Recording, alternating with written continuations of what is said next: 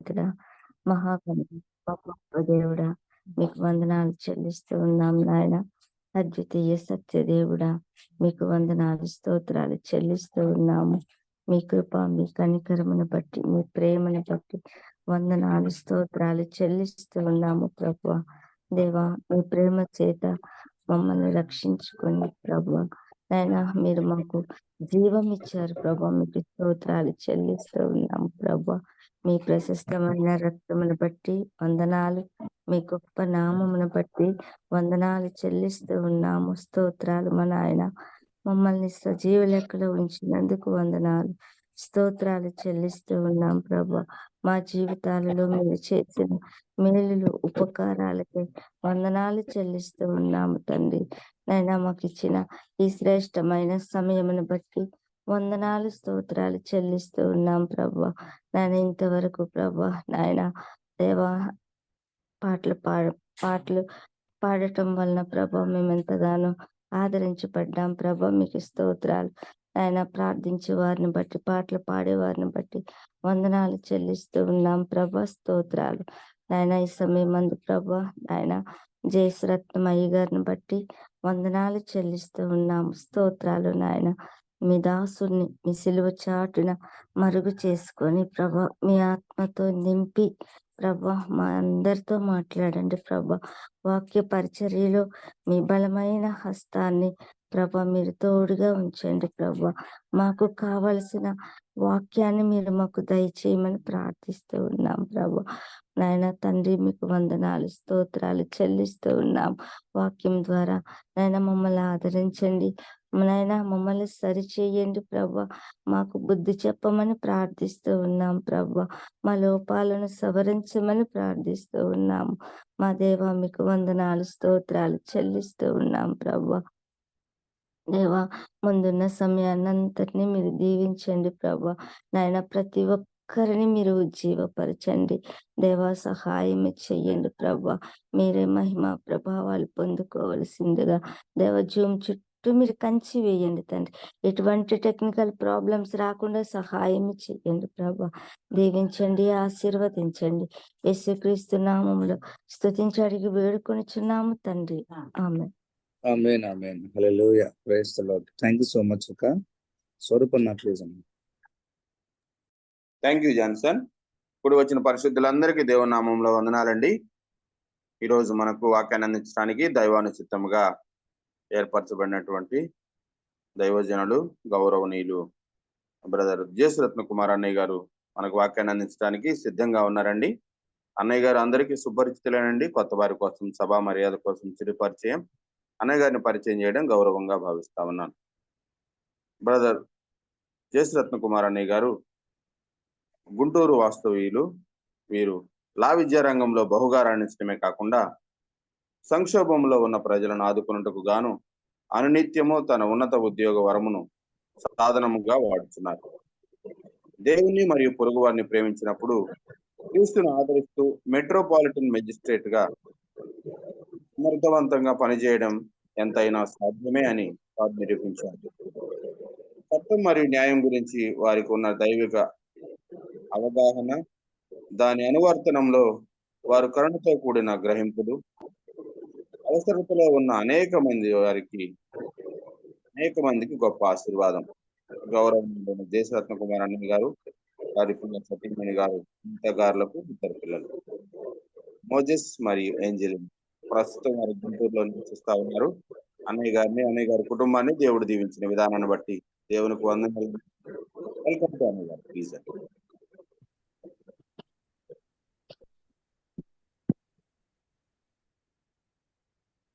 ప్రభువైన క్రీస్తు నామమున కూడి వచ్చిన విశ్వాసులందరికీ శుభాలు తెలియజేస్తా ఉన్నాను. ఈ దినము ప్రత్యేకంగా ఏర్పాటు చేసుకున్న దేవుని వర్తమానం కీర్తనల గ్రంథం 32వ దావీదు సంకీర్తన, 32వ దావీదు సంకీర్తన 5వ వచనము. నా దోషమును కప్పుకొనక నీ ఎదుట నా పాపము ఒప్పుకొంటిని. యెహోవా సన్నిధిని నా అతిక్రమములు ఒప్పుకొందుననుకొంటిని. నీవు నా పాప దోషమును పరిహరించి ఉన్నావు. మరొక వాక్య భాగాన్ని కూడా చదువుకుందాం. భక్తుడైనటువంటి యోహాను రాసిన మొదటి పత్రిక మొదటి అధ్యాయము 9వ వచనాన్ని చదువుకుందాం. 9వ వచనము. మన పాపములను మనము ఒప్పుకొనిన ఎడల ఆయన నమ్మదగిన వాడును నీతిమంతుడును గనుక ఆయన మన పాపములను క్షమించి సమస్త దుర్నీతి నుండి మనలను పవిత్రులుగా చేయను.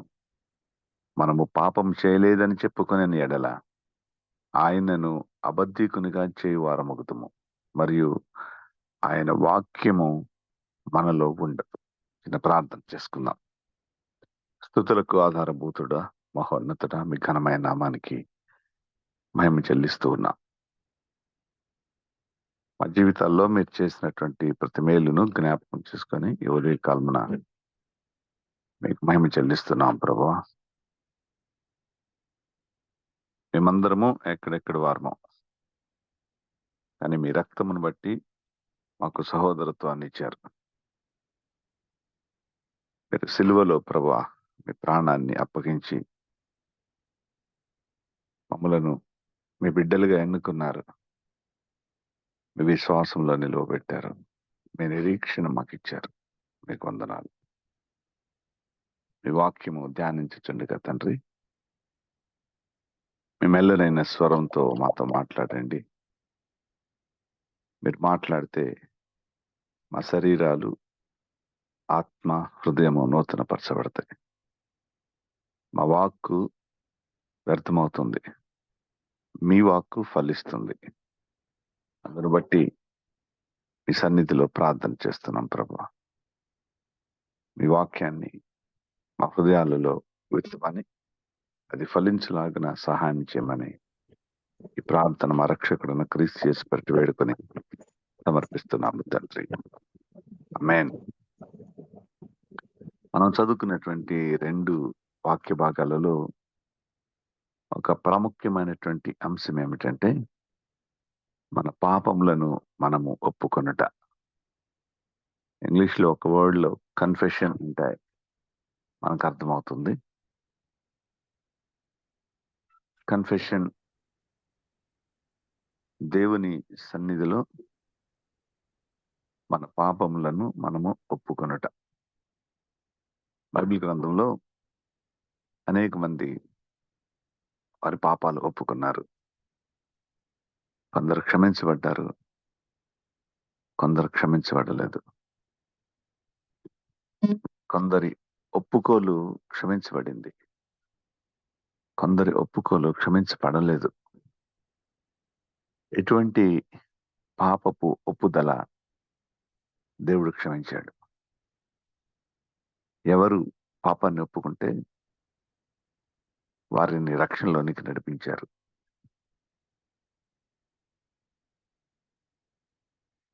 కొందరు మాత్రమే రక్షణలోనికి నడిపించబడి, కొందరి ఒప్పుదలను దేవుడు ఒప్పుకొనక ఎందుకు వారిని శిక్షా విధికి అప్పగించాడు. అది ఈరోజు ధ్యానిద్దాం. అయితే కూడి వచ్చిన మనందరికీ కూడా ప్రార్థనా పూర్వకంగా ఒక సజెషన్. ఈరోజు దేవుని సన్నిధిలో పాపాన్ని ఒప్పుకోకుండా ఉన్నవారు ఎంతమంది? మన జీవితాన్ని ఆయన సన్నిధిలో కృమ్మరించకుండా,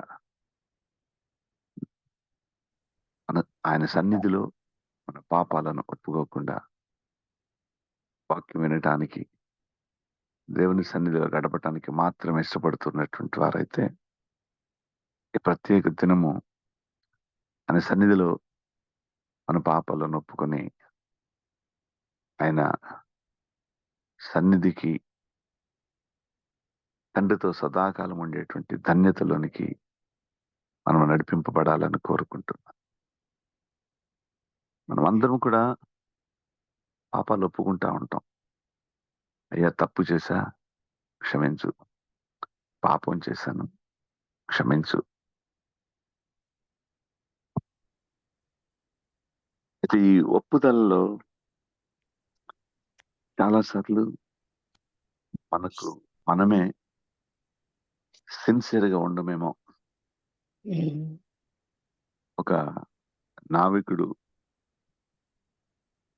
పడవ ప్రయాణం చేస్తూ సముద్ర మధ్యంలో వెళ్తూ ఉంటే కనుచూపు మేరలో భూమి కనిపించట్లేదు. మొదటి రోజు అయిపోయింది, రెండవ రోజు అయిపోయింది, ఆకలి, త్రాగటానికి నీరు లేదు, శరీరం అలసిపోతా ఉంది, కనుచూపు మేరలో భూమి కనిపించట్లేదు. ఇప్పుడు ఒక ప్రార్థన చేసుకున్నాడు, నేను చేసిన పాపాలన్నీ క్షమించయ్యా, నన్ను త్వరగా ఒడ్డుకు చేర్చు అని ప్రార్థన చేసుకున్నాడు. చాలా సంతోషం.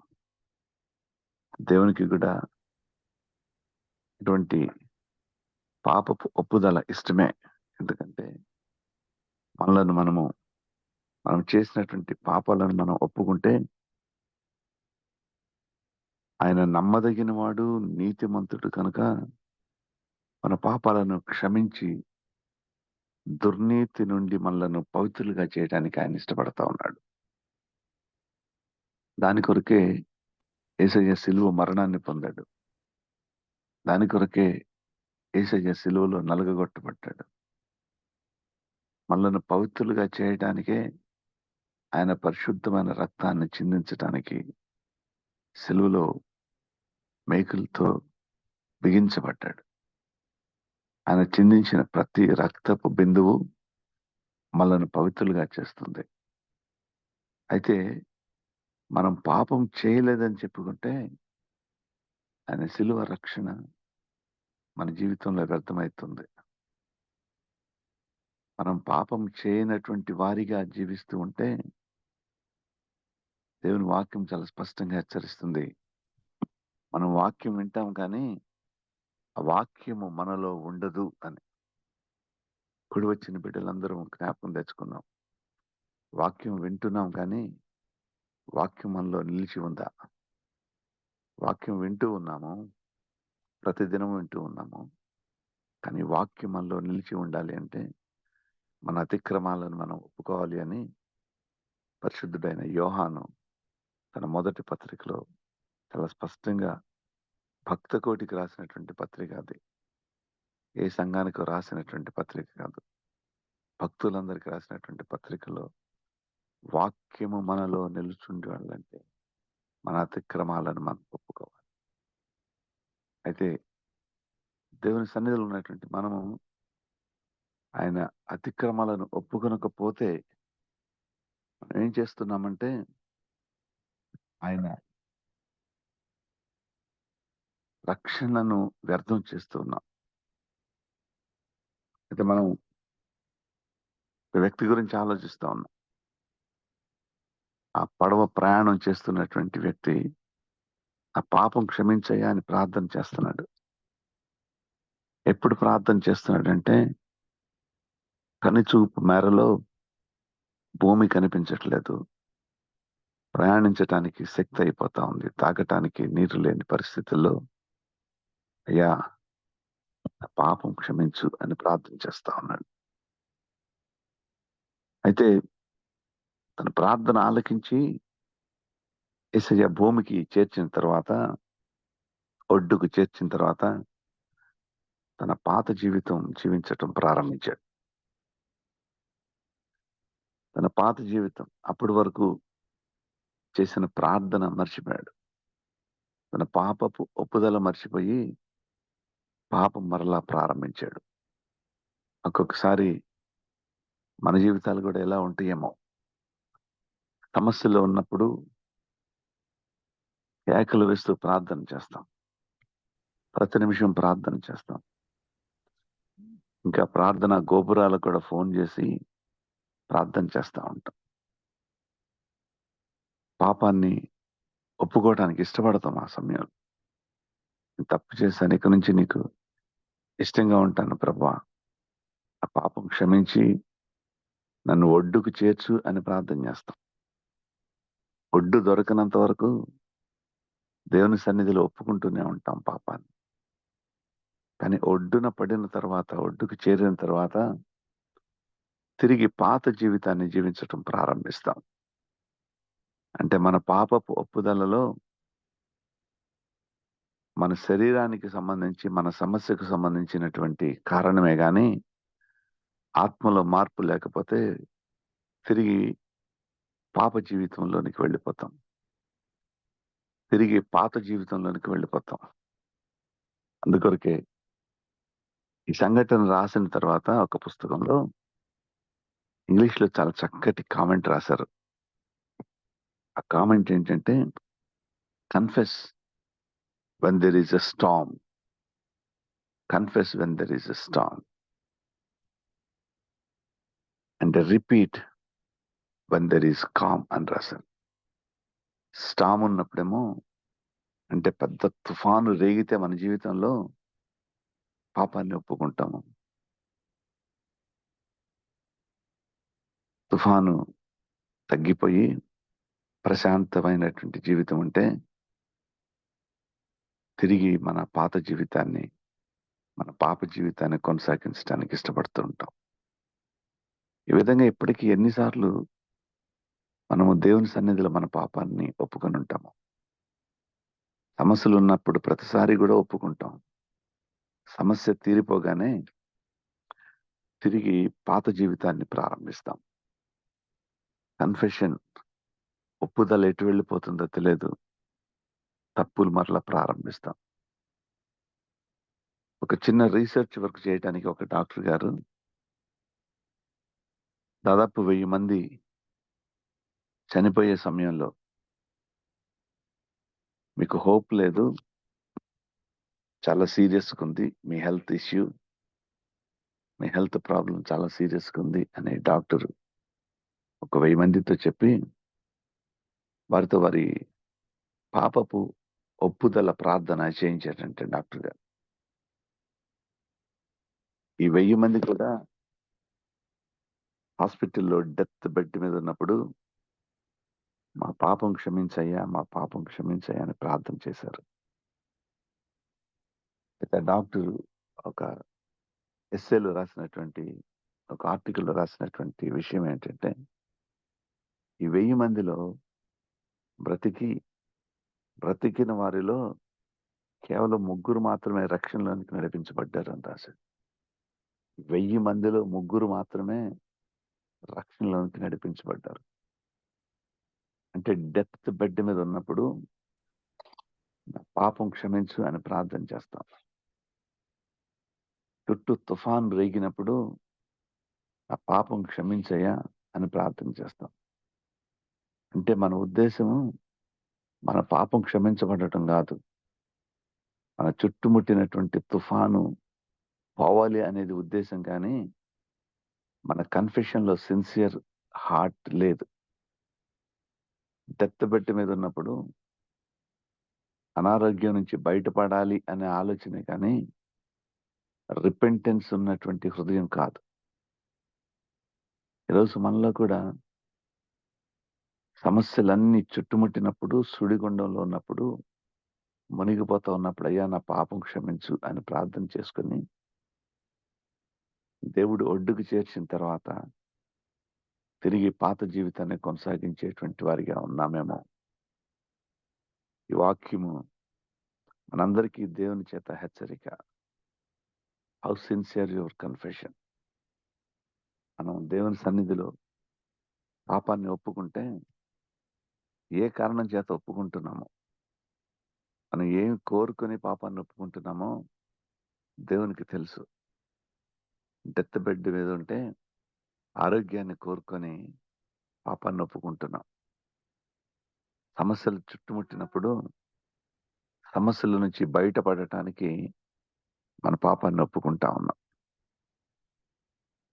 అప్పుల ఊబిలో ఉన్నప్పుడు ఈ ఆర్థిక సమస్య నుంచి బయటకు తీసుకురయ్యా, ఈ ప్రార్థన దేవుడు వినడేమోనని పాపాన్ని ఒప్పుకుంటా ఉన్నాం. పాపపు పెదవులతో నా సమస్యలు దేవునికి చెబితే వినడేమో అని అప్పటికప్పుడు రెడీమేడ్ కన్ఫెషన్ తెచ్చుకుని పెదవుల మీద పెట్టి ప్రార్థన చేస్తున్నామేమో. హృదయంలో నిజమైనటువంటి రిపెంటెన్స్ లేకుండా మనం పాపపు ఒప్పుదల చేస్తూ ఉన్నామేమో. ఈరోజు దేవుని వాక్యం చాలా స్పష్టంగా హెచ్చరిస్తా ఉంది. మనము దేనిని బట్టి మన పాపాలను ఒప్పుకోవటానికి ఇష్టపడుతున్నాం.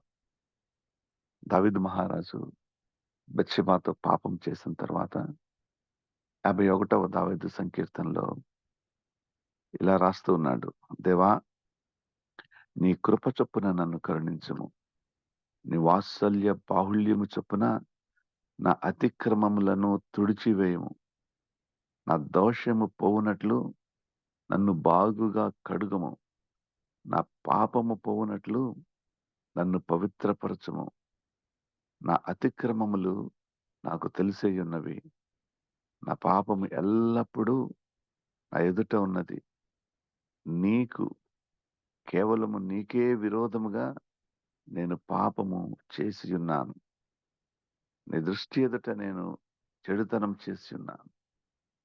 4వ వచనంలో చూస్తే 51వ సంకీర్తన 4వ వచనంలో నీకు కేవలం నీకే విరోధంగా నేను పాపము చేసి ఉన్నా.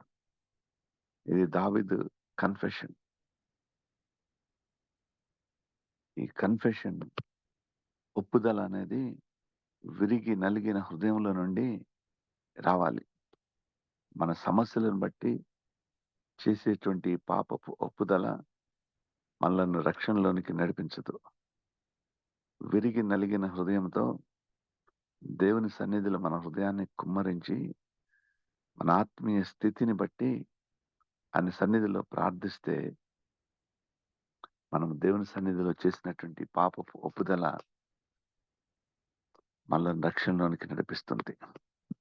అందుకే దేవుని వాక్యములో యోహాను భక్తుడు రాసినటువంటి మాట, మన పాపములను మనం ఒప్పుకొని ఎడల ఆయన నమ్మదగిన వాడు నీతిమంతుడు కనుక ఆయన మన పాపములను క్షమించి సమస్త దుర్నీతి నుండి మనలను పవిత్రులుగా చేయండి.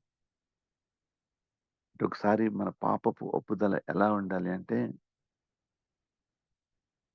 అది మనలను మన దుర్నీతి నుండి దూరపరిచేదిగా ఉండాలి. దుర్నీతి నుంచి మనము దూరపరిస్తే మనము నీతిమంతులుగా మార్చబడతాం. అంటే మన పాపపు ఒప్పుదల మనలను నీతిమంతులుగా మార్చాలి.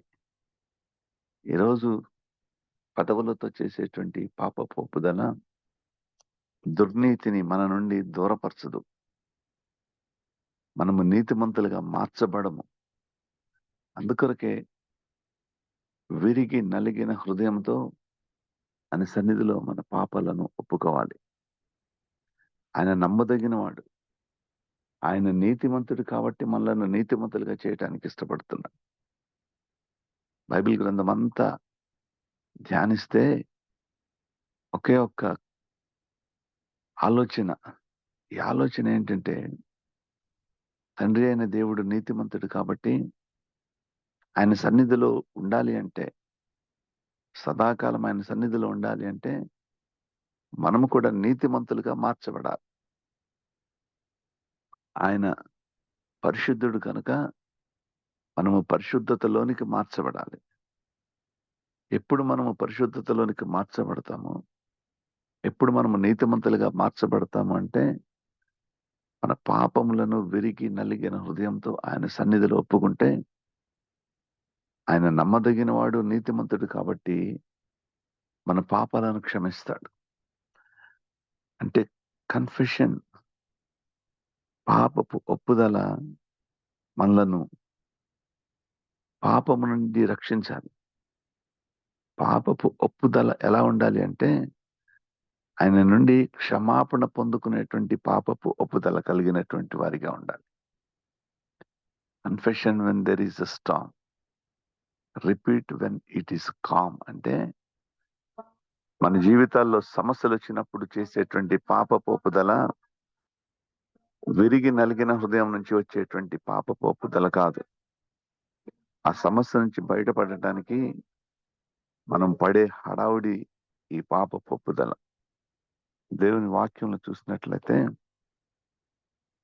ఫరో నిర్గమాకాండము 8వ అధ్యాయం, నిర్గమాకాండము 8వ అధ్యాయంలో 9వ అధ్యాయం, నిర్గమాకాండము 9వ అధ్యాయము 37వ వచనంలో ఇది చూడగా ఫరో మోషే అహరోనులను పిలువనంపి నేను ఈసారి పాపం చేసి ఉన్నాను అని చెప్పాడు.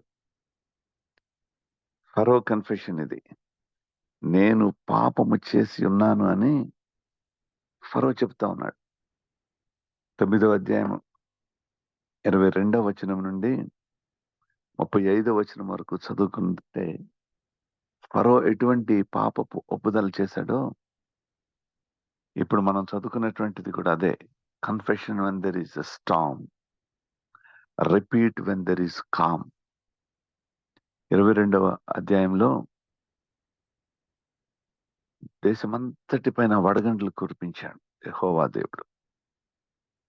22వ వచనం చదువుతున్నాను. యెహోవా నీ చెయ్యి ఆకాశం వైపు చాపము, ఐగుప్తు దేశమందలి మనుషుల మీదను జంతువుల మీదను పొలముల కూరలన్నిటి మీదను వడగండ్లు ఐగుప్తు దేశం అంతటను పడునని మోషేతో చెప్పాను. ఇలాగే పడ్డాయి. దేశమంతా వడగండ్లు. 24వ వచనంలో అలాగు వడగండ్లను వడగండ్లతో కలిపిన పిడుగులను బహుబలమైన వాయువు ఆయను, ఐగుప్తు దేశమందంతటను అది రాజ్యం అనేది మొదలుకొని ఎన్నడూను అట్టివి కలగలేదు, యావత్తు నశింపచేసేననుంది. వడగండ్లు పొలములోని ప్రతి కూరను చెడగొట్టెను, పొలములోని ప్రతి చెట్టు విరుగగొట్టెను. ఇది storm. When there is a storm, confession when there is a storm. మన మీద కూడా పిడుగులు పడతాయి. మనం అంటూ ఉంటాం అప్పుడప్పుడు, పిడుగు లాంటి వార్త అంటాం. పిడుగు లాంటి వార్త అంటే స్టామ్. మనం తట్టుకోలేనంత భయంకరమైన వార్తలు వింటాం. ఒక్కోసారి మన కుటుంబ సభ్యుల గురించో, వారి అనారోగ్య పరిస్థితులను బట్టో, వారి నిర్ణయాలను బట్టో పిడుగు లాంటి వార్తలు వింటాం. దుఃఖకరమైనటువంటి వార్తలు వింటాం. ఈ స్టామ్, ఈ పిడుగుల వాన, వర్షం, వడగండ్ల వాన మన జీవితంలో కురిస్తే ఫరోలాగే మనం కూడా ఈసారి నేను పాపం చేసి ఉన్నాను అని చెప్తాం. యెహోవా న్యాయవంతుడు. ఎంత కన్ఫెషన్ చూడండి ఫరోది. నువ్వు నేను ప్రార్థన చేయటం కాదు, ఫరో ప్రార్థన చేస్తా ఉన్నాడు. ఫరో ప్రార్థన విని మన ప్రార్థన ఎలా ఉందో చూద్దాం. నిర్గమాకాండము 9వ అధ్యాయము 27వ వచనంలో ఇది చూడగా ఫరో మోషే అహరోనును పిలువనంపి నేను ఈసారి పాపం చేసి ఉన్నాను, యెహోవా న్యాయవంతుడు, నేనును నా జనులను దుర్మార్గులము, ఇంత మట్టుకు చాలు, ఇకను బ్రహ్మాండమైన ఉరుములు వడగండ్లు రాకుండానట్లు యెహోవాను వేడుకొనిడి, మిమ్ములను పోనిచ్చేదను, మిమ్ములనిక నిలుపునని వారితో చెప్పాను. ఈ ఒక్క మాట వింటే ఫరో కన్ఫెషన్ మనకు అర్థమవుతుంది. ఆయన పాపాన్ని ఒప్పుకున్నాడు. ఈసారి నేను పాపం చేశాను అని. ఏ పరిస్థితిలో ఒప్పుకున్నాడు అంటే, దేశము యావత్తు నశింపచేసే అంత ఉధృతి ఉన్నటువంటి తుఫాన్ వస్తే, వడగండ్లు పడితే ప్రతి కూర చెట్టు చెడగొట్టబడి ప్రతి చెట్టు విరుగగొట్టబడితే నేను పాపం చేసి ఉన్నాను అని చెప్తున్నాడు ఫరో. ఈ ఒక్క మాటే కాదు, నేనైతే పాపం చేస్తున్నాను, నేను పాపిని, కానీ నీ దేవుడు న్యాయవంతుడు అని చెప్తున్నాడు. నేను పాపం చేస్తున్నాను, నేను నా జనులు దుర్మార్గులము అని చెప్తున్నాను. మనం కూడా చెప్పాము చాలా సార్లు, నేను పాపిని అని. నేను చేసిన పాపాలు ఒక్కొక్కటి ఆయన సన్నిధిలో మోకరించి ప్రార్థన చేస్తుంటే గుర్తొస్తా ఉన్నాయి. ఆయన సన్నిధిలో మోకరించినప్పుడు మన జీవితం మన కళ్ళకు కనిపించకపోతే అది పాపపు ఒప్పుదల్లోనికి నడిపించదు. నేను మోకరించినప్పుడు నా చిన్ననాటి నుండి నేను ఇప్పటి వరకు చేసిన ప్రతి దుర్మార్గపు పని నా కళ్ళకు కనిపిస్తేనే that is a prayer of repentance, పాపపు ఒప్పుదల ప్రార్థన. రిపెంటెన్స్, కన్ఫెషన్, ఈ రెండు కలిసి రావాలి. రిపెంటెన్స్ ఉండి కన్ఫెషన్ లేకపోయినా, కన్ఫెషన్ ఉండి రిపెంటెన్స్ లేకపోయినా రక్షణలోనికి నడిపించబడం. ఫరో కూడా ప్రార్థన చేస్తున్నాడు, మనం కూడా ప్రార్థన చేస్తున్నాం. ఫరో ప్రార్థనకు ఒకసారి మేలైంది అనిపిస్తుందేమో, ఈసారి నేను పాపం చేసి ఉన్నానని చెప్పు, నేను నా జనులు మేము దుర్మార్గులమయ్యా అని చెప్తున్నాడు. మీ దేవుడు నీతిమంతుడు అని చెప్తున్నాడు. ఇంతకంటే ఎక్కువ మనం ఎప్పుడన్నా చెప్పామా? ఫరో చెప్పిందే మనం కూడా చెప్తా ఉంటాం. నీవు నమ్మదగిన వాడవు, నీతిమంతుడు కనుక నా పాపం క్షమించాయని ప్రార్థన చేయాలని దేవుని వాక్యం తెలియచేస్తా ఉంది. అదే ప్రార్థన ఫరో చేశాడు ఇక్కడ. ఈసారి పాపం చేసి ఉన్నాను, నేను ఈసారి పాపము చేసి ఉన్నాను, యెహోవా న్యాయవంతుడు, నేనును నా జనులను దుర్మార్గులము, ఇంత మటుకు చాలు. ఇకను బ్రహ్మాండమైన ఉరుములు వడగండ్లు రాకుండా యెహోవాను వేడుకొనుడి, మిమ్మల్ని పోనిచ్చేదను, మిమ్మును ఇకను నిలుపనని వానితో చెప్పాను. అంటే ఈ మాటల్లో చాలా స్పష్టంగా మనకు అర్థమయ్యేది ఏంటంటే, ఒక ప్రత్యేకమైన సమస్య వచ్చింది. ఈ సమస్యని ఇక దేవుడు తప్ప ఎవరు తీర్చలేరు. చిన్న జ్వరం వచ్చి పారాసైటమాల్తో పోతే కన్ఫెషన్ ప్రేయర్ చేయం. ప్రేయర్ ఆఫ్ అన్నోన్ ఆరిజిన్ అని ఇంకొక prayer, fever of unknown origin అని ఇంకొక ఫీవర్ ఉంది. ఈ ఫీవర్ ఆఫ్ అన్నోన్ ఆరిజిన్ వస్తే డాక్టర్లు 100 పరీక్షలు చేసి అప్పుడు చెప్తారు, నీకెందుకు జ్వరం వస్తుందో మాకు తెలియట్లేదు. హై టెంపరేచర్ ఉంటుంది.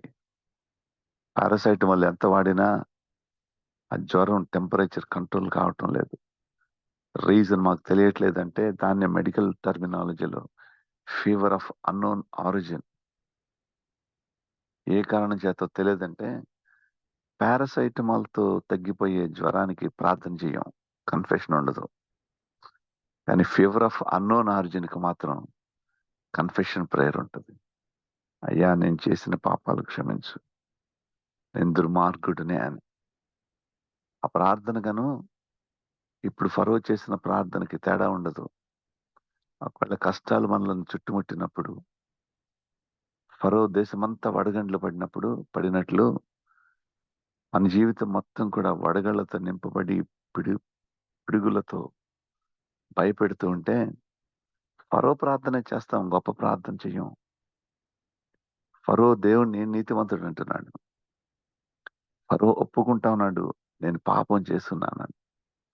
ఫరో ఒప్పుకుంటా ఉన్నాడు, నేను నా ప్రజలు మేము దుర్మార్గులు అని ఒప్పుకుంటున్నాడు. ఫీవర్ ఆఫ్ అన్నోన్ ఆరిజిన్ లో మనం చేసే ప్రార్థన కూడా ఇలాగే ఉంటుంది. మన జీవితాల్లో ఉరుములు ఉరిమితే మన ప్రార్థన కూడా ఫరో లాంటి ప్రార్థన ఉంటుంది. ఇంతకంటే గొప్ప ప్రార్థన చేయం. ఇప్పుడు ఆలోచిద్దాం, నిజంగా దేవుడు మన ప్రార్థన ఆలకించాలా? విరిగి నలిగిన హృదయంతో దావీదు చేసినటువంటి ప్రేయర్ ఆఫ్ కన్ఫెషన్, ఆ ప్రార్థన వింటే మనకు అర్థమవుతుంది ఎటువంటి ప్రార్థన చేయాలి. దేవాని కృప చొప్పున నన్ను కరుణించుము. 51వ దావీదు సంకీర్తన.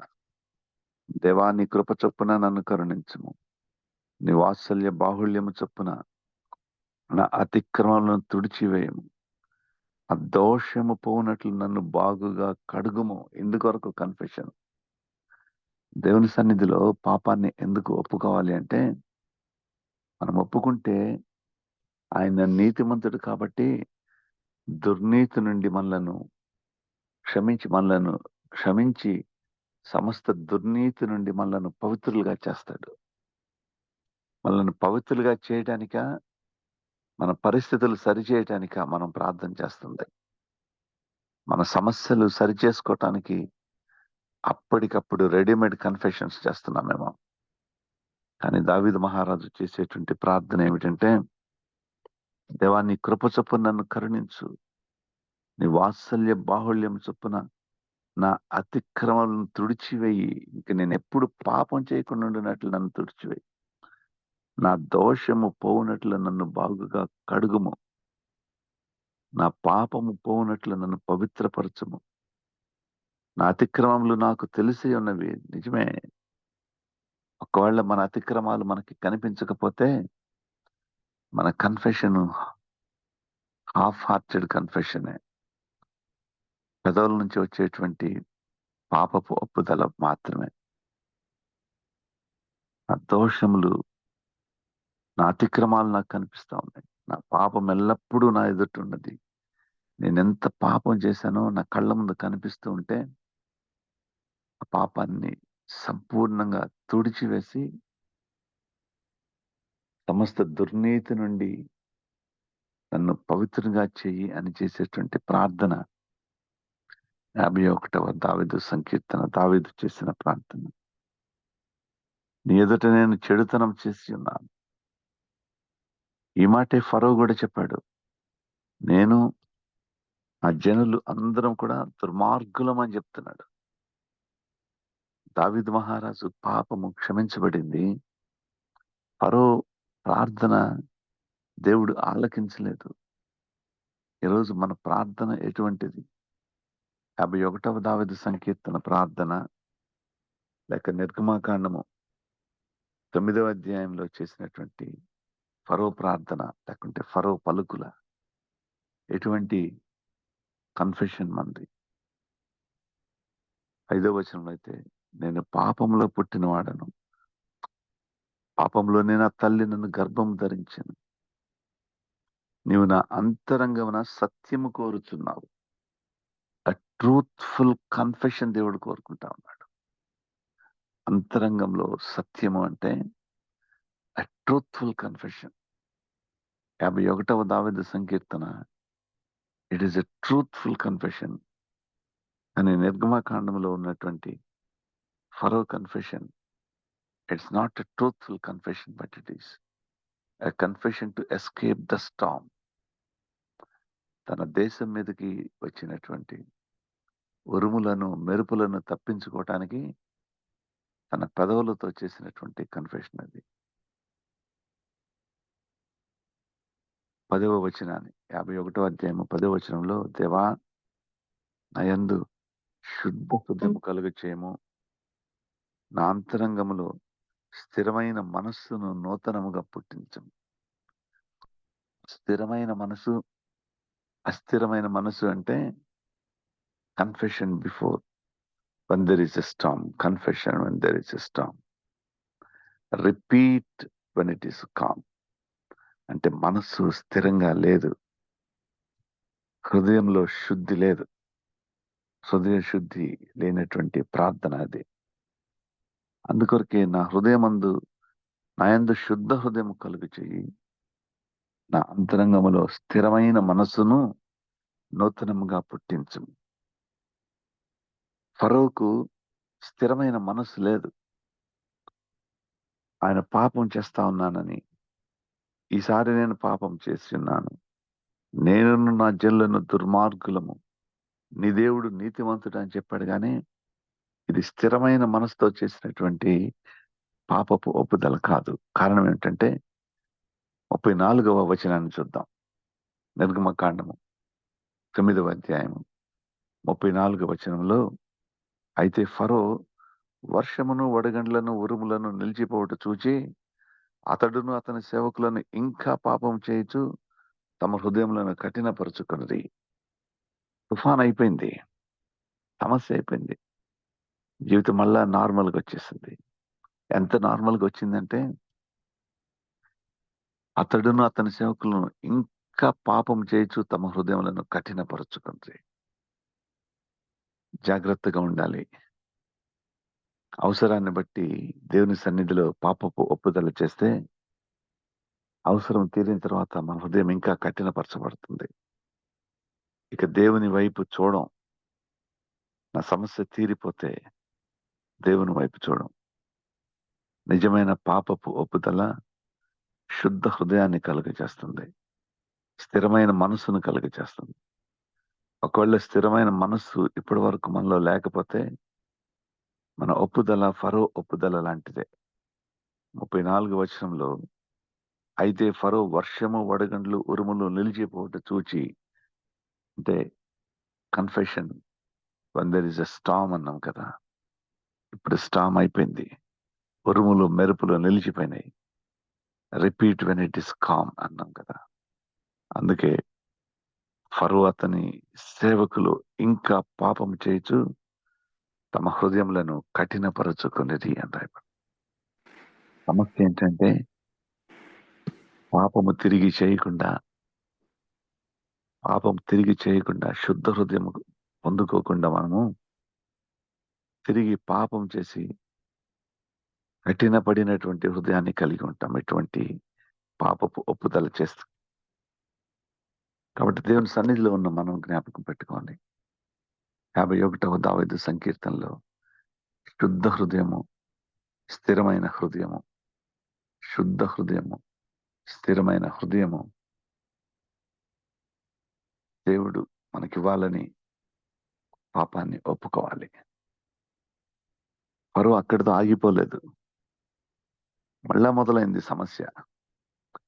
ఫీవర్ ఆఫ్ అన్నోన్ ఆరిజిన్ తగ్గిపోయింది, టామ్ పోయింది, డెత్ బెడ్ మీద నుంచి లేచాం, తిరిగి మొదలైంది మన పాత జీవితం, తిరిగి మొదలైంది మన పాప జీవితం.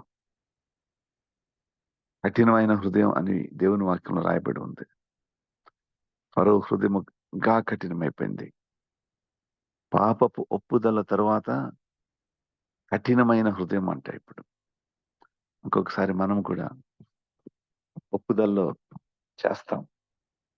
ఈ ఒప్పుదల నుంచి మన జీవితంలో వచ్చినటువంటి ఉపద్రవము, మన జీవితంలో వచ్చినటువంటి సమస్య నుంచి, అనారోగ్య సమస్య, ఆర్థిక సమస్య నుంచి బయటపడతాం. ఒకవేళ మన ప్రార్థన కేవలం పదవులకు మాత్రమే పరిమితమైతే ఇప్పుడు మన హృదయం కఠినపరచబడుతుంది. కఠినపరచబడిన హృదయం కలిగి ఉంటే దేవుని సన్నిధికి తిరిగి వెళ్ళలేనటువంటి వారిగా ఉంటాం. దేవుని రక్షణ విలువను మర్చిపోయి గుర్తించలేని స్థితిలోనికి వెళ్ళిపోతాం. ఫరో మొదటి కన్ఫెషన్ చూసాం. అయితే రెండవసారి నిర్గమకాండము 10వ అధ్యాయానికి వెళ్దాం. నిర్గమకాండము 10వ అధ్యాయంలో 16వ వచనాన్ని చదువుతున్నాను. కాబట్టి ఫరో మోషే అహరోనులను త్వరగా పిలిచి మళ్ళా పిలుస్తున్నాడు. మనం చూసాం 9వ అధ్యాయంలో మోషే అహరోనులను పిలిచి పాపాన్ని ఒప్పుకున్నాడు. ఇప్పుడు మళ్ళీ 10వ అధ్యాయంలో కూడా మోషే త్వరగా పిలుస్తున్నాడు. మోషేను అహరోనులను త్వరగా రమ్మని పిలుస్తున్నాడు. 16వ వచనాన్ని చదువుతున్నాను. 10వ అధ్యాయము 16వ వచనము. కాబట్టి ఫరో మోషే అహరోనులను త్వరగా పిలిపించి, నేను మీ దేవుడైన యెహోవా ఎడలను మీ ఎడలను పాపం చేసి తని. ఇంకొక కన్ఫెషన్, వల్ల దేవుని ఎదుట పాపం చేశాను.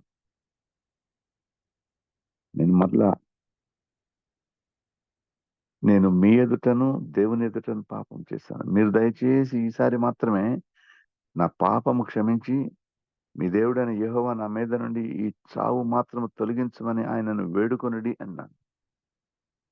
Second confession. తుఫాను పోయింది అనుకుంటాం.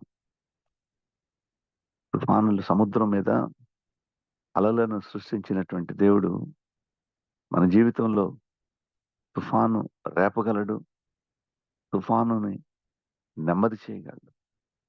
నెమ్మది చేయగలిగిన దేవుడు మరలా తుఫాను రేపగలడు అనే విషయాన్ని మనం మర్చిపోతాం. ఈరోజు తుఫాను ఉన్నప్పుడు పాపాన్ని ఒప్పుకుంటే అది విరిగి నలిగిన హృదయం నుంచి వచ్చినటువంటి పాపపు ఒప్పుదల కాకపోతే, తిరిగి తుఫాను దేవుడు సృష్టిస్తే ఈసారి ఏం ప్రార్థన చేయాలి?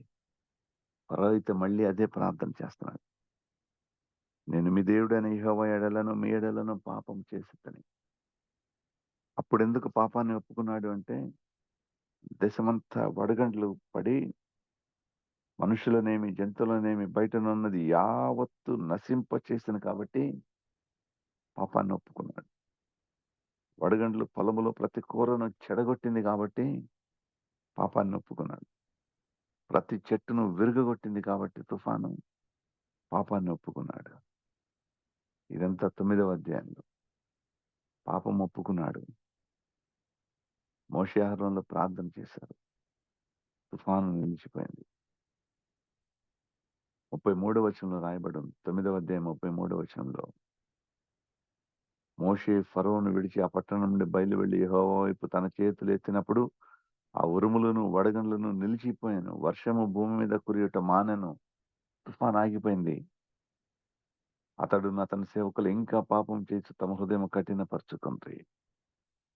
మన జీవితానికి, ఆత్మీయ జీవితానికి, వ్యక్తిగత జీవితానికి అన్వయించుకొని వాక్యాన్ని ధ్యానించాలి. ఉరుములు ఆగిపోయినాయి. పూర్వం కంటే ఇంకా ఎక్కువ పాపం చేయడం ప్రారంభించాడు 9వ అధ్యాయంలో. తిరిగి ఉపద్రవం వచ్చింది. ఈ ఉపద్రవం ఏమిటంటే 10వ అధ్యాయం 12వ వచనం నుంచి ప్రారంభమవుతుంది. ఈసారి వడగండ్లు పాడు చేయకుండా ఇంకేదన్నా కొంచెం మిగిలితే దానిని కూడా నాశనం చేయడానికి దేశంపైకి మిడతలు పంపిస్తున్నానన్నాడు. వడగండ్లతోటి చెట్లు కూలిపోయినాయి. ప్రతి కూరను చెడగొట్టెను అని రాయబడి ఉంది. ఇంకా కొంచెం ఏమైనా మిగిలుంటే ఈ వచ్చినటువంటి మిక్కిలి బాధాకరమైనవి అని రాయబడి ఉంది. ఆ మిడతలు ఐగుప్తు దేశం అంతటి మీదకి వచ్చి ఐగుప్తు సమస్త ప్రాంతములలో నిలిచెను. 10వ అధ్యాయము. అంతకు మునుపు అట్టి మిడతలు ఎప్పుడూ ఉండలేదు. తరువాత అట్టి ఉండబోవు. అవి నేలనంతను కప్పెను. ఆ దేశమున చీకటి కమ్మెను. దేశపు కాయగూరలన్నిటినీ, ఆ వడగండ్లు పాడు చేయని వృక్ష ఫలములన్నిటినీ అవి తినివేసింది. పూర్వం వచ్చిన దానికంటే ఇంకా పెద్ద తుఫాను వచ్చింది. జ్ఞాపకం పెట్టుకున్నాం. మన జీవితంలో కూడా ఒక తుఫాను వస్తే పెదవులతో పాపాన్ని ఒప్పుకుంటే, ఆ తుఫాను వెళ్ళిన తర్వాత తిరిగి మన పాపపు జీవితంలోనికి వెళ్తే, అంతకంటే పెద్ద ఉపద్రవం మన జీవితంలో వస్తే మళ్ళీ దేవుని సన్నిధిలోనికి ఎలా వెళ్తాం? మళ్ళీ అదే పెదవులతో ఎలా ప్రార్థన చేస్తాం? అదే హృదయంతో దేవుని సన్నిధిలోకి ఎలా వెళ్తాం? కానీ ఫరో మోషేని మళ్ళా పిలిపించాడు. మోషే అహరోనులను త్వరగా పిలిపించి ఇప్పుడు చెప్తున్నాడు. 10వ అధ్యాయము 16వ వచనంలో, కాబట్టి ఫరో మోషే అహరోనులను త్వరగా పిలిపించి, నేను మీ దేవుడైన యెహోవా ఎడలను మీ ఎడలను పాపం చేసి నేను పాపం చేశాను. ఇది మళ్ళా సెకండ్ కన్ఫెషన్. మీరు దయచేసి ఈసారి మాత్రమే నా పాపలను క్షమించి మీ దేవుడైన యెహోవా నా మీద నుండి ఈ చావు మాత్రము తొలగించమని ఆయనను వేడుకొనుము. చావు వచ్చింది, ప్రార్థన. చావు వచ్చింది, పాపపు ఒప్పుదల. చావు వచ్చింది, దేవుని సన్నిధి. సమాధానంగా ఉంది, లోకంలోకి వెళ్ళిపోతాం. అయితే దేవుని సన్నిధిలో చూసినట్లయితే 20వ వచనం, అయినను యెహోవా ఫరో హృదయము కఠినపరచెను, అతడు ఇశ్రాయేలీయులను పోనివ్వలేదు అని రాయబడి ఉంది. పచ్చనిది ఏదో మిగిలలేదు. అటువంటి స్థితిలో ఫరో మోషే అహరోనులను పిలిపించాడు. మళ్ళీ కన్ఫెస్ చేస్తాం. ఈ confession it's a confession when there is a Storm అంటే ఇదే. ఎటువంటి పాపపు ఒప్పుదల అంటే సమస్యల్లో ఉన్నప్పుడు మనం చేసేటువంటి ఒప్పుదల. భూమి కనిపించినప్పుడు నావికుడు చేసేటువంటి పాపపు ఒప్పుదల. మరణపు పడక మీద ఉన్నప్పుడు జీవము కొరకు చేసేటువంటి పాపపు ఒప్పుదల. ఈ పాపపు ఒప్పుదల మన అవసరతల కొరకు చేసేటువంటి ఒప్పుదల. మన అవసరతలు తీరిపోతే తిరిగి పాత జీవితంలోనికి, పాపపు జీవితంలోనికి నడిపిస్తుంది. తిరిగి దుర్నీతిలోనికి నడిపిస్తుంది. ఈ దుర్నీతిలోనికి మనం తిరిగి వెళ్ళినప్పుడు మునుపటి కంటే మన హృదయం ఇంకా కఠినపరచబడుతుంది.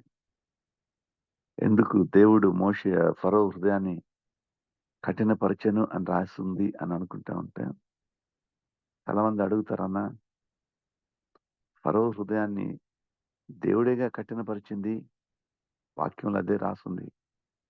ఇశ్రాయేలులను వెళ్ళనీయకుండా ఫరో హృదయాన్ని దేవుడు కఠినపరిచాడని రాసింది కదన్నా.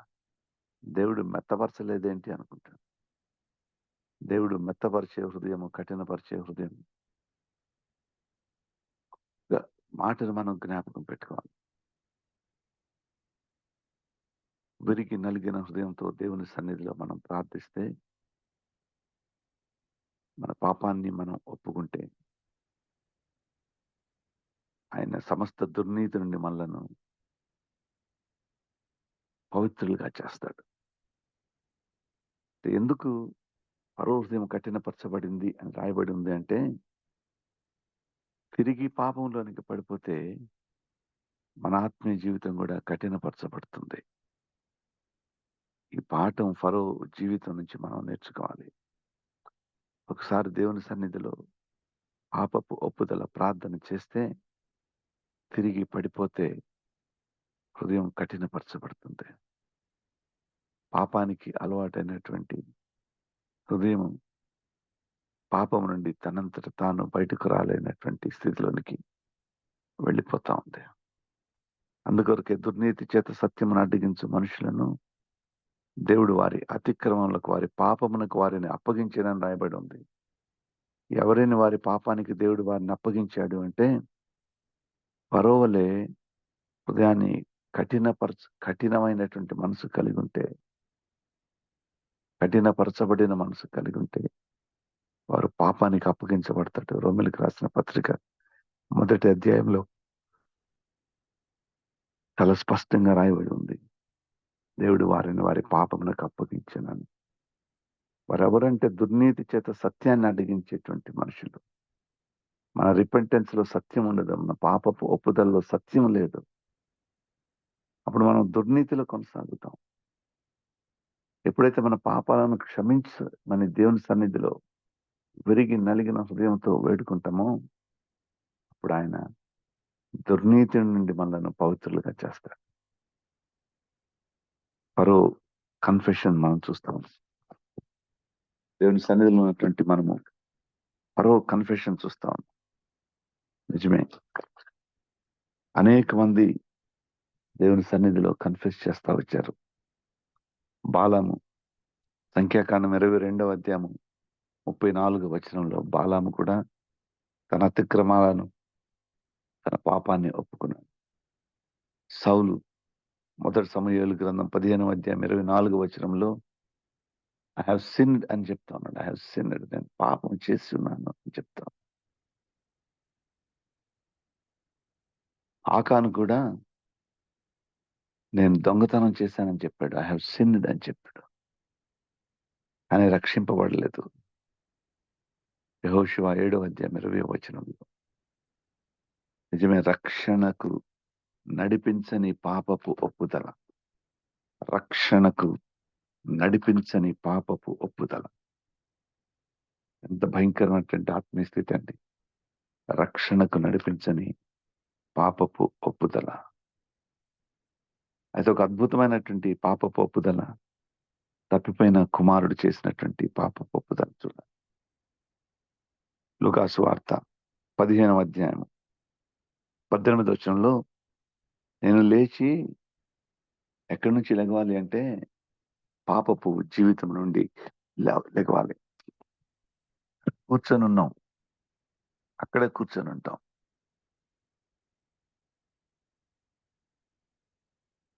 అపహాసకులు కూర్చుండి చోట కూర్చుండ కంటే అక్కడే కూర్చొని ఉంటాం. అపహాసకులతోనే కూర్చొని ఉంటాం, లోకంతోనే కూర్చొని ఉంటాం.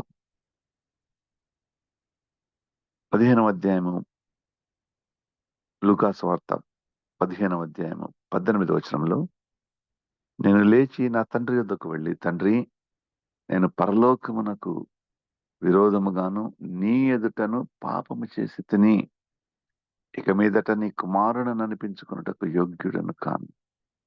నన్ను నీ కూలివాండ్లలో ఒకనిగా పెట్టుకునమని అతనితో చెప్పుదును అనుకొని లేచి తండ్రి యొద్దకు వచ్చాను అంటారు. The real repentance. దావీదు హృదయ శుద్ధి గురించి మాట్లాడాడు. తప్పిపోయిన కుమారుని గురించినటువంటి సంఘటనలో కూడా తప్పిపోయిన కుమారుడు లేచి తన తండ్రి దగ్గరికి వెళ్ళి, పరలోకమునకు విరోధముగాను నీ ఎదుట నేను పాపము చేస్తున్నాను. ఇది క్షమాపణ పొందిన పాపపు ఒప్పుదల. 51వ దావీదు సంకీర్తన, క్షమాపణ పొందిన పాపపు ఒప్పుదల. ఫరో పాపపు ఒప్పుదలలో క్షమాపణ లేదు. ఆయన పాపపు ఒప్పుదలలో క్షమాపణ లేదు. దేవుని వాక్యంలో ఇంకొకసారి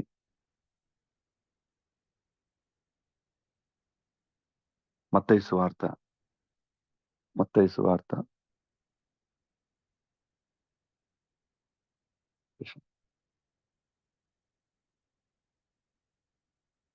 27వ అధ్యాయం 4వ వచనం, 27వ అధ్యాయము 4వ వచనంలో చూస్తే ఇక్కడ మరి ఒక పాపపు ఒప్పుదల ఉంది.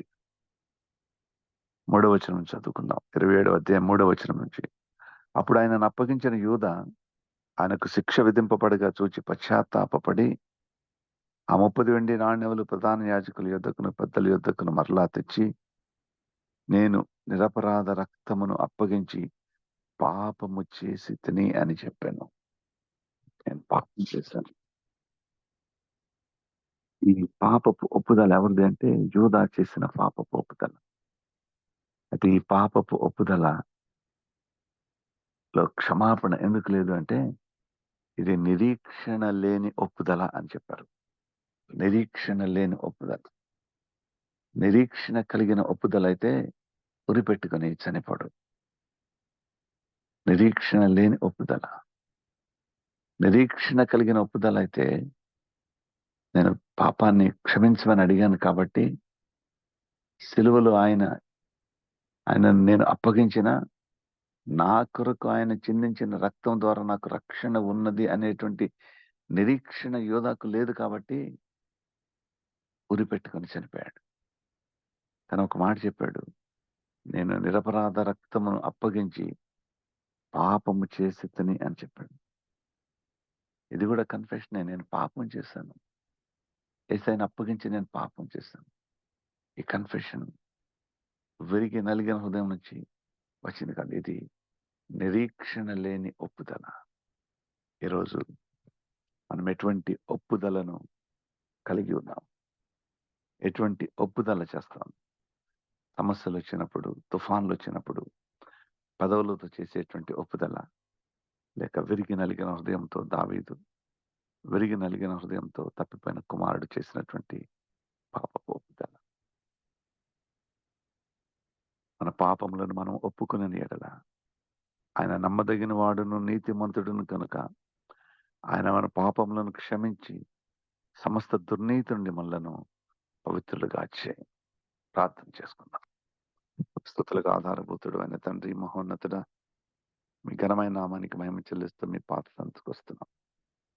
మేమైతే అనేక సార్లు మా పాపాలను ఒప్పుకోమని ప్రార్థన చేశాం. కానీ విరికి నలిగిన హృదయంతో నాయన మీ సన్నిధిలో సదాకాలం ఉండే ధన్యతను పొందుకోవటానికి, నీతిమంతులుగా మార్చబడటానికి మీ సన్నిధిలో ప్రార్థన చేయలేదేమో. మమ్మల్ని క్షమించండి. నిజమైన పాపపు ఒప్పుదల ఆయన మమ్మల్ని నీతిమంతులుగా మారుస్తుంది. అటువంటి ఒప్పుదల చేయగలిగేటువంటి శక్తిని పరిశుద్ధాత్మ దేవుడు మాకందరికి అనుగ్రహించినట్లు మాకు సహాయం చేయమని ఈ ప్రార్థన మా రక్షకుడు క్రీస్తు పేరిట వేడుకొని సమర్పిస్తున్నాము తండ్రి. Amen. Amen. Amen. Amen. Hallelujah. Praise the Lord. Thank you so much sir for the wonderful word. వ్యక్తిగతంగా ఆత్మీయంగా ఎంతగానో బలపరచబడ్డాము, హెచ్చరించబడ్డాము, దీవించబడ్డాము అని బట్టి దేవునికి వందనాలు. సహవాసం తరపున మీకు హృదయపూర్వక వందనాలు అయ్యారు. ప్రార్థన చేసుకొని ముగించుకున్నామండి. మన మధ్యలో జేమ్స్ అయ్యగారు మీరు ముగింపు ప్రార్థన ఆశీర్వాదం.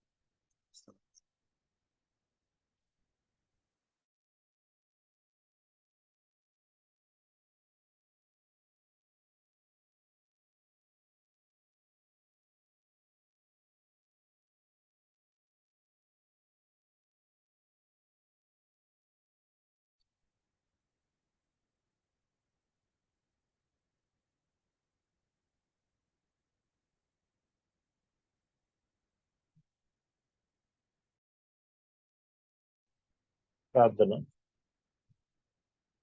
ప్రేమగల మా తండ్రి, పరిశుద్ధుడైన దేవ, మీకు స్తోత్రం, వందనాలు చెల్లిస్తున్నాను. ఈరోజు మీ దాసుడిని ఏర్పాటు చేసి మా కొరకు మరొకసారి గ్రహించుట, నిజమైన రిపెంటెన్స్ తో కూడిన, పశ్చాత్తాపంతో కూడిన, విడిగి నెలగంత హృదయంతో పాప పోపు పోలుగలను మాకు వివరించినందుకు దేవా, ఫరో వలె, ఇస్కరియోతు యూదా వలె కాదు, దావీదు వలె, ఆ తప్పిపోయిన కుమారుని వలె యథార్థమైన ఒప్పుకోండి.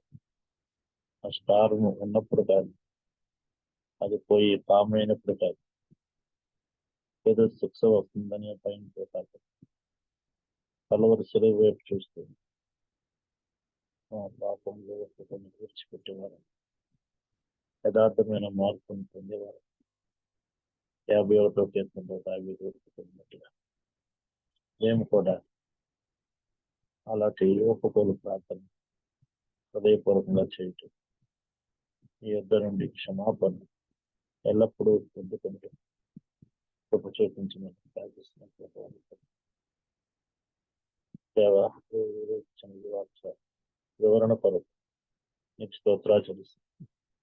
చాలాసార్లు ఆ జరిగే పర్యవసానం బట్టి, ఆ శిక్షను బట్టి, ఆ బాధను బట్టి అది తట్టుకోవాలని ఒప్పుకుంటూ ఉన్నాం. కానీ యథార్థమైన తరంగంలో ఉండే గ్రహించుకోకుండా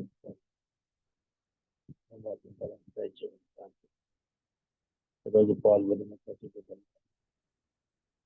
చేసుకుని మా పాప దోషులను క్షమించి నన్ను సంపూర్ణంగా రక్షించి నీకు ఇష్టమైన బిడ్డలుగా ఎల్లప్పుడూ జీవించి కలవరి శిలువ ద్వారా పునరుద్ధాన శక్తి ద్వారా నిత్య జీవాన్ని పాప క్షమాపణ శుద్ధీకరణ నీకు ఇష్టంగా ఎల్లప్పుడు నీ బిడ్డలుగా నడుచుకునే వారికి మమ్మల్ని మీరే చేపట్టుకుని నడిపించుకోండి. మీరే మహిమ పొందుతారు. యేసు ప్రభు వారి పరిశుద్ధ నామమును ప్రార్థించి స్తుతించి వేడుకొనుచున్నాను మా తండ్రి. ఆమేన్. పరలోకమందున్న మా తండ్రి, నీ నామం పరిశుద్ధపరచబడును గాక, నీ రాజ్యము వచ్చును గాక, నీ చిత్తము పరలోకమందు నెరవేర్చినట్లు భూమి మీద నెరవేరును గాక. మాకు కావలసిన అనుదిన ఆహారం క్షమించినట్లు మా అపరాధములను